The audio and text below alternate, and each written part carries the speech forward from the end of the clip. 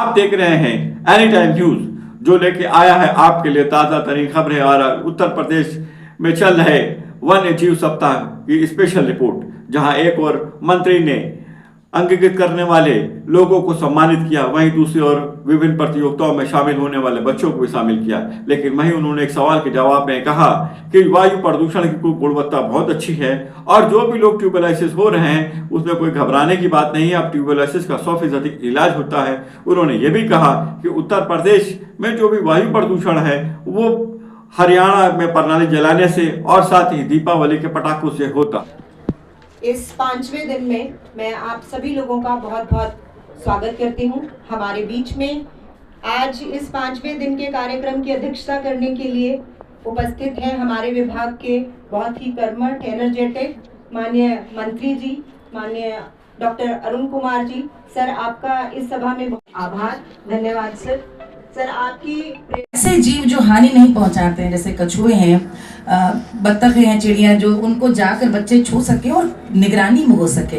तो मुझे लगता है ये जो जू में देखते हैं उनमें अजीबोगरीब चीज है, वो समय तो हम नहीं देख पाएंगे कि उनके संग संग जीव रह रहे, तो कहीं ना कहीं थोड़ा बहुत हम वो अनुभव उनको दिला पाएंगे। फिर बेबी अहिल्या, जो माली मैम और अवनीश वर्मा हिल मैना लिया है आपने, ज्ञानिशा वर्मा।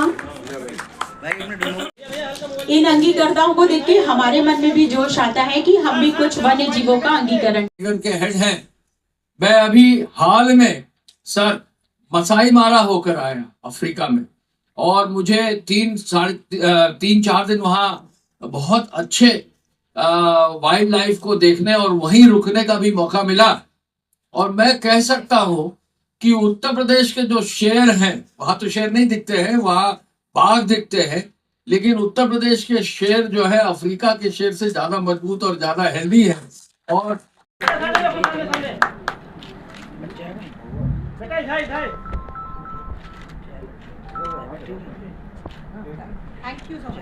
संख्या काफी बढ़ गई है और लोगों को एनिमल्स खूब मिल रहे हैं, इसलिए दूर दूर से आदमी वहां पर आ रहा है।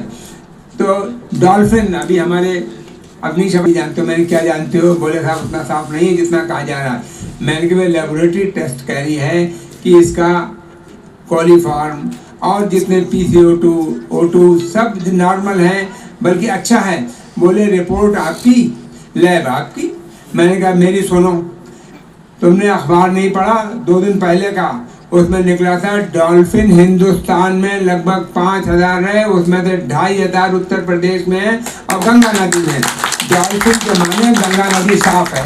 मैंने कहा ये तो कोई कहीं की लैब नहीं है, साफ साफ ये है कि डॉल्फिन जो है वो हमारे गंगा नदी में, माने गंगा नदी हमारी रीजनेबल साफ है।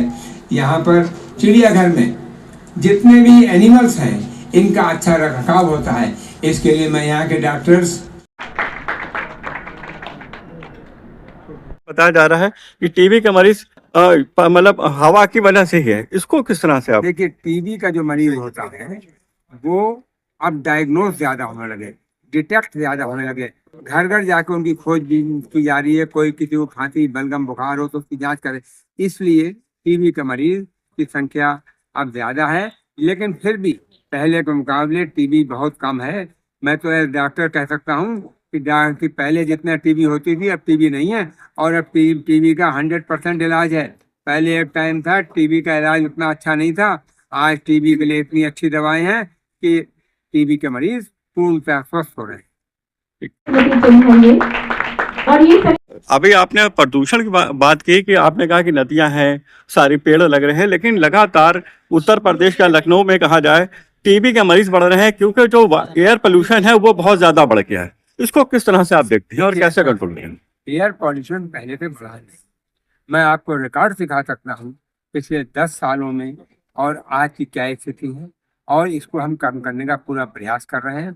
और यहाँ पर जो प्रदूषण अब ये बढ़ता है दिवाली में पटाखों के बाद से, हम दिवाली में जब होती है उसके बाद से, और सिर्फ यहाँ का जो है प्रदूषण यहाँ से नहीं होता, पंजाब से आता है दिल्ली, और दिल्ली से आता है हमारे NCR में, और वहाँ से हम प्रदूषण के बारे में रोकने की पूरी रोकथाम कर रहे हैं। पराली जलाने पर रोकथाम के लिए पूरा प्रयास कर रहे हैं।